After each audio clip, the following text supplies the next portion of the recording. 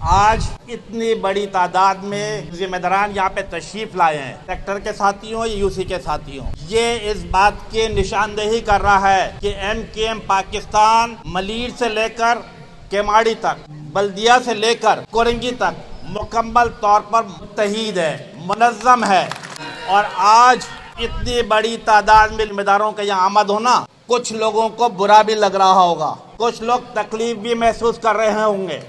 لیکن M Q M Pakistan کی policy ہے کہ افہام و تفہیم کے ساتھ، پیار و محبت کے ساتھ، اخلاق و خلوص کے ساتھ تمام لوگوں کو ساتھ لے کر چلنا، اور یہی ایم کیو ایم کا منشور ہے، ایم کیو ایم کی پالیسی ہے۔ ایک محاورہ ہے نا کہ اتحاد میں برکت ہے، یقیناً ہماری خواہش ہوگی کہ تمام لوگوں کو ساتھ لے کر چلنا، تمام لوگوں کو سمونا اور تمام لوگوں کے ساتھ مل کر اس سندھ حکومت کے خلاف لڑنا۔ لیکن ہمیں اس بات کا بھی اندازہ ہے، جس طرح ماضی میں مختلف کارکنان کے پاس، ذمہ داروں کے پاس، سی او سی ممبران کے ساتھ اراکین اسمبلی کے بعد مختلف ٹیلی فون کال آیا کرتے تھے۔ آپ کو یاد ہے 2013، 2014، 2015، پھر 2016 کے بعد تو تعداد بڑھتی گئی۔ کیا میرا کوئی کارکنان ڈرا؟